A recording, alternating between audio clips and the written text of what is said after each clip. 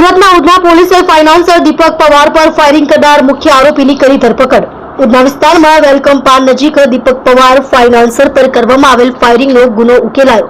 ફાયરિંગના ગુનામાં વોન્ટેડ આરોપી ગુરુમુખ સિકલકર અને શિવમ ઝડપાયો। સુરતના ઉધના ફાયરિંગના ગુનાના મુખ્ય સૂત્રધાર બંને આરોપીને ઉત્તર પ્રદેશના લાલગંજમાંથી ઉધના પોલીસે ઝડપી પાડી વધુ તપાસ હાથ ધરી છે।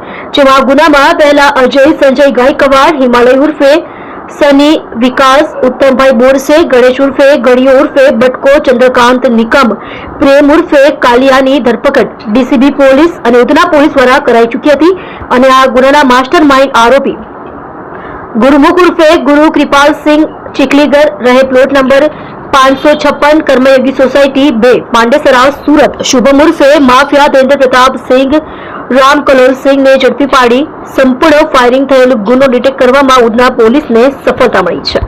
તમે જોઈ રહ્યા છો આઈસોનો ન્યૂઝ ચેનલ ડાયરેક્ટર અરુણ શર્માની સાથે।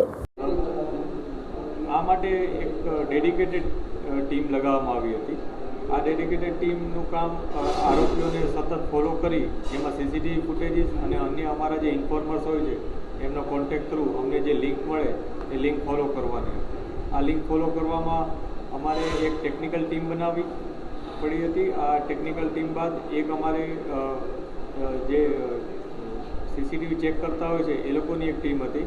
આ ઉપરાંત અમારા ઇન્ફોર્મર્સ સાથેના જે અમારા કોન્ટેક્ટ્સ હતા એ છેવટે એક મોટી ટીમ કે જેમાં અમારા 8 પોલીસ જવાનો અહીંથી ત્યાં ગયા હતા જ્યાં એમનું લોકેશન સીતામઢીનું આવ્યું હતું। બિહારમાં એનું લોકેશન અમે મેળવ્યું હતું, ત્યાં અમે ચેક આસપાસ પૂછતાછ કરી હતી। બિહારમાં અમને કન્ફર્મ થયું હતું કે સીતામઢી આવ્યા હતા।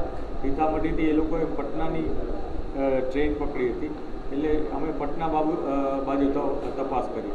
એટલે અમારી ટીમ અહીંથી સળંગ જે રીતના આરોપીઓ ગયા હતા એને સતત ફોલો કરી અહીંથી વડોદરા, અમદાવાદ, ભાવનગર, ત્યાંથી સીતામઢી, ત્યાંથી પટના, ત્યાંથી પાછા લખનઉ ગયા હતા। લખનઉથી પણ જે આ લોકોના આંતરિક ગામો છે ત્યાં આંતરિક ગામોમાં પણ આ લોકો રોકાયા હતા, તો ત્યાં પણ એમના પીછો કર્યો હતો અને છેવટે જ્યારે કન્ફર્મ થયું કે આ લોકો બારાબાંકી ખાતે સ્થાયી થયેલ છે તો છેવટે ત્યાંથી અમે એને ઝડપી પાડ્યા।